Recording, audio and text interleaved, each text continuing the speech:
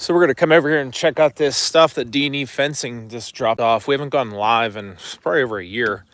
This is all, I believe, 6x8 corner post, and these are the 5x8 line posts, is what he told me. And if you could tell, the quality of these fence posts are just way better than what you would buy at Tractor Supply or Royal King. These came from a company down in Tennessee, it says right on there. He has them shipped up in a tractor trailer loads to get good discounts. So over here we're going to do approximately 500 feet of 3-rail board fence coming down through here past the house, so it gives it a nice look. And then we did a nice deal here with Electrobraid fencing. If you guys aren't familiar with that, it's what we have around Jack and Jasper's area now. We're going to do a 3-rail board fence down past here through the septic, and then down through here is approximately 3,000 feet all the way out the perimeter of the property. And we're going to come down through here. I went and took the brush hog and brush hogged the whole perimeter of where these guys are going to be working, so they don't have to, work in waist-high grass. Just out of courtesy, he actually called me today and he said you wouldn't believe how many people don't take that in consideration when we show up to do a job, that we're walking around in 3-foot-high grass. So to get all this stuff straight, we'll be doing videos and stuff on this. Probably it's not gonna get posted for a couple weeks by the time we edit it and stuff, because this is gonna be, I'd say, probably a 2-3 day project depending on how hard the soil is. So we're doing 3-rail board fence up through here, and then Electrobraid all the way down through there. So we definitely will be doing some videos on Electrobraid fence.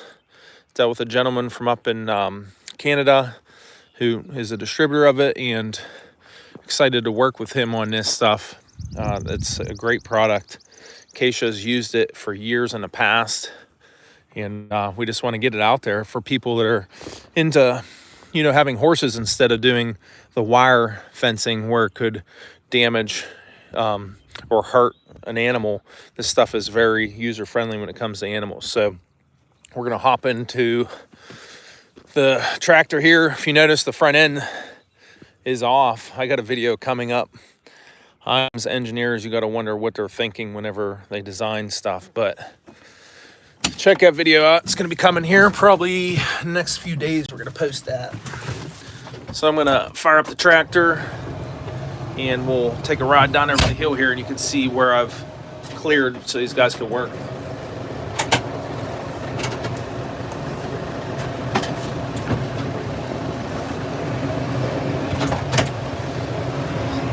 So this is a pretty steep grade coming down here, and without the front bucket on, definitely going to try to navigate it going up and down the hill here so it's safer. And I have the tractor in full drive.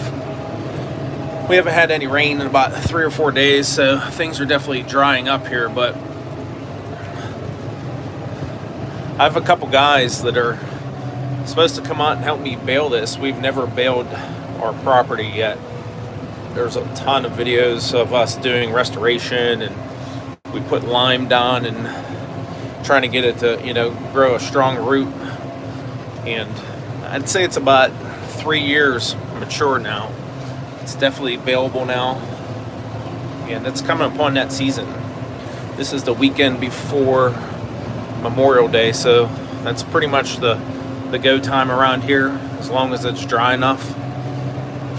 You can see down in this area, it's about 3 foot high in areas here. So this is what I'm talking about here. I don't know if you can zoom in, and right there is one of the property markers. So around here in Pennsylvania, you have to have at least a foot off of a property marker with a fence. So We're gonna come right down through here, and we're gonna keep that fence 1 foot off those stakes. And this is our property to the right, and then to the left, that's good friends of ours.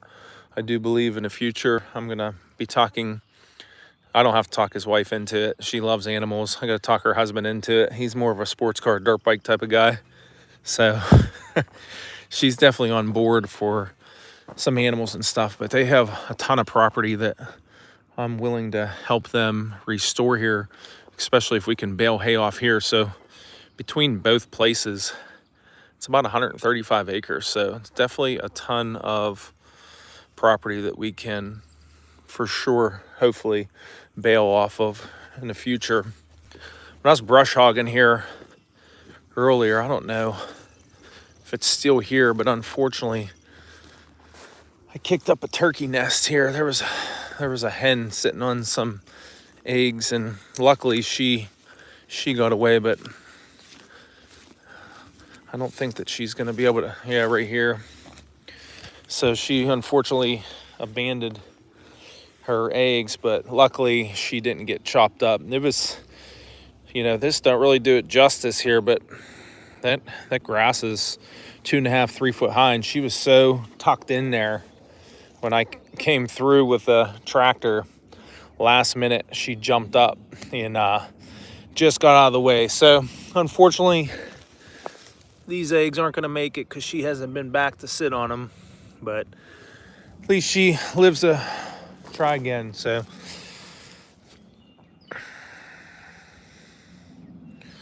yeah, hopefully I can get Max out. I know Bryce would probably be into it, but it's a lot of work baling hay. I've never actually baled hay, but I've threw a lot of hay bales in my day. Never got the fun part of actually baling it. So, but that's all we got. You can see the fence is going to go all the way down through there. So this area here is 3,000 feet. Haven't been doing a lot of videos here, so I figured go live, get some videos out, and keep you guys updated here on everything else that's going here.